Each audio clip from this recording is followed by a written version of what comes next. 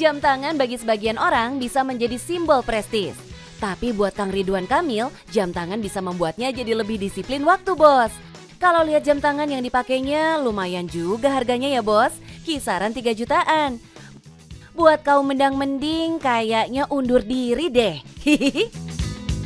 Tapi tenang, bos. Masih ada kok jam tangan lokal yang gak kalah ciamik. Bahkan Pak Ridwan Kamil sendiri berani collab nih, menghadirkan varian mega mendung batik khas Cirebon, Jawa Barat.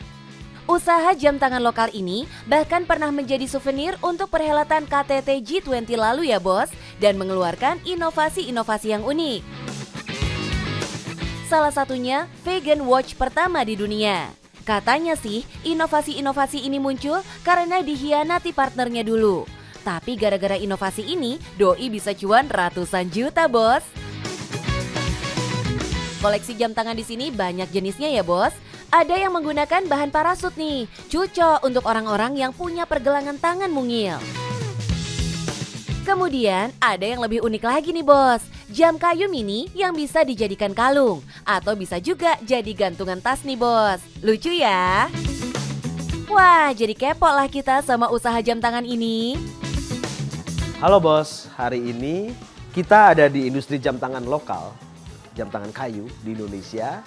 Dan kita sekarang ketemu sama vegan watch pertama di dunia, pertama di Indonesia. Pengen tahu tetap di Cuan, bos.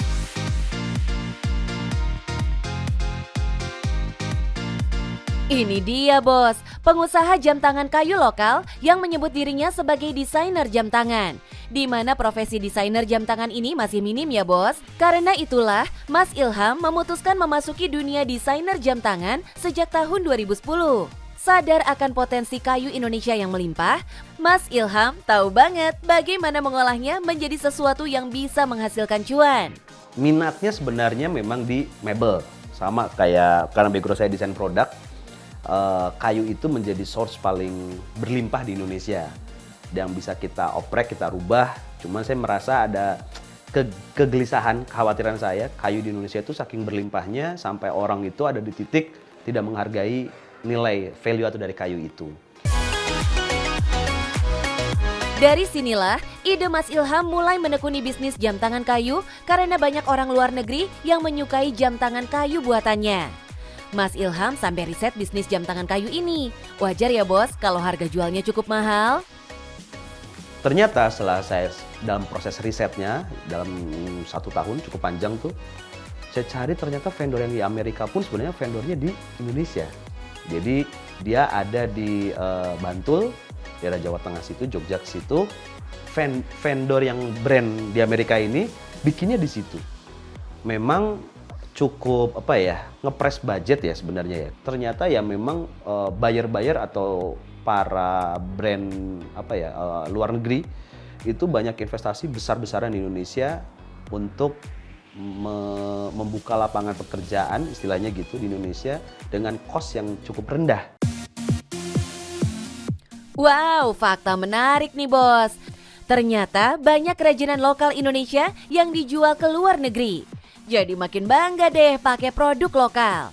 Mas Ilham pun semakin mantap mengembangkan bisnis jam tangan kayunya.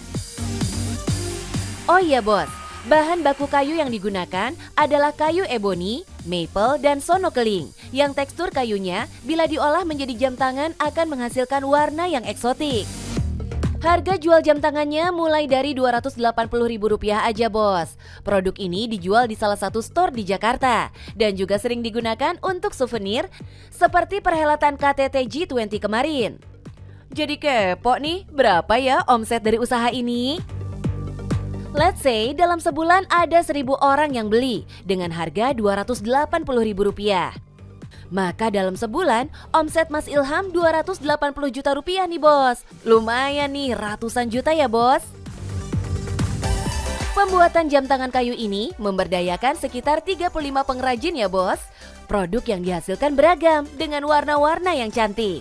Untuk tali strap jam tangannya menggunakan kulit sapi asli nih, bos. Jadi cukup awet.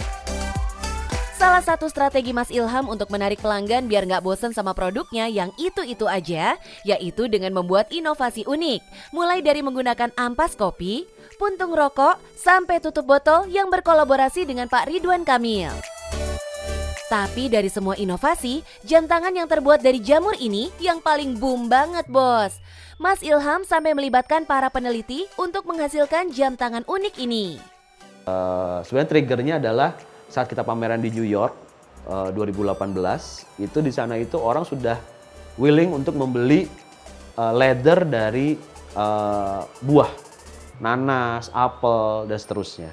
Kita tidak memprovide itu, gitu. Jadi di sana tuh orang udah awareness-nya udah cukup tinggi sama produk, atau mereka lebih memilih kulit imitasi dibandingkan kulit sapi, gitu. Beda sama di Indonesia. Di Indonesia kulit imitasi masih konotasinya buruk, ya kan? Wah, palsu gitu kan. Pulang dari situ, ada saya bertemu partner saya, MYCL, foundernya, untuk memprovide, bisa nggak lu bikin bikin strap terbuat dari jamur.